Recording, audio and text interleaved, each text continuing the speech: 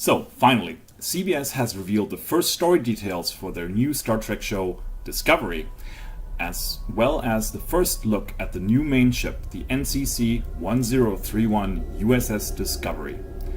As speculated, based on the CBS-Paramount divide, Discovery is set in the Prime universe, not the Kelvin timeline of the Abrams films. A specific time frame was not given though. We can do some guesswork based on the Discovery's registry number and the look of the ship. The registry number would suggest early 2200s, as the USS Enterprise 1701 was launched in 2245 under the command of Robert April, before its command passed to Christopher Pike and later James T. Kirk. The design seems to be based on Ralph McQuarrie's design for Phase 2/Planet of the Titans, a planned relaunch of the original series back in the late 1970s.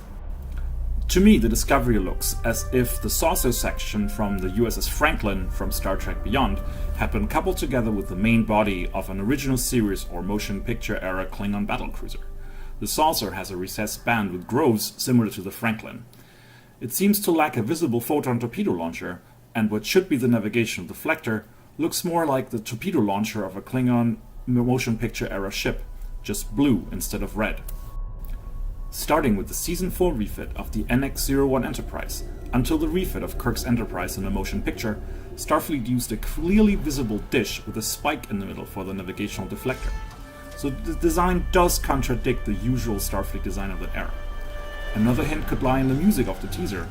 It does sound pretty Klingon-esque and ominous, rather than the sweeping orchestral scores we have been used to, Enterprise notwithstanding. So, trying to pinpoint the time period for Star Trek Discovery, we're left with a couple of contradictions. The registry number does imply an early 23rd century period. The Franklin from Beyond is a mid-22nd century design based on dialogue from the movie. It's the first Warp 4 capable ship that Earth has, so that predates the NX-01 Enterprise, despite the Franklin's higher registry number. The phaser domes clearly place it no later than late original series movie era, as Starfleet started using phaser banks no later than the Ambassador class, as seen on the USS Enterprise C from the TNG episode Yesterday's Enterprise. The apparent Klingon inspirations of the design could mean a lot of things. It could be a post-undiscovered country collaboration between Starfleet and the Klingon Empire. The era is canonically unexplored, bar the opening scenes of Star Trek Generations and the Romulan attack on Kittimor in 2346, where the efforts of the Enterprise C to protect the colony finally convinced the Klingons of the Federation's true intentions and honor.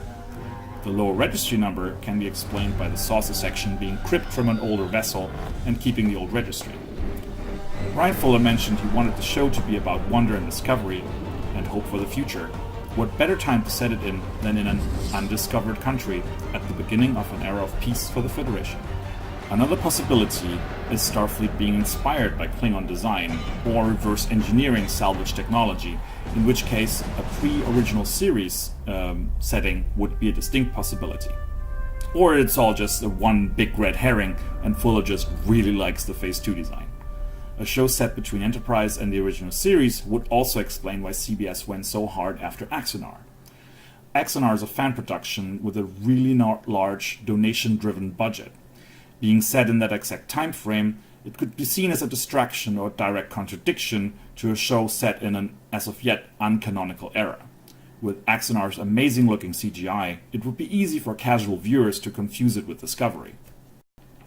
My personal guess? Federation-Klingon collaboration following the undiscovered country.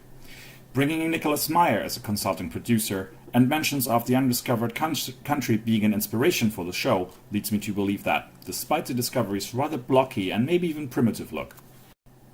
It's going to be interesting to see what Brian Fuller comes up with as we hear more about the details of the show, and especially casting in the coming months. With shooting starting in September, it can't be long before we start to get some news on that. I'd love to see Nathan Fillion as a captain again. Brian Fuller also likes to bring in old friends. Maybe we will see Carolyn Davernus in a leading role again? Time will tell. I hope you all enjoyed this little dissection of the teaser. I'll try to keep up with the upcoming news on Star Trek Discovery, so if you liked it, feel free to subscribe to the channel. Goodbye.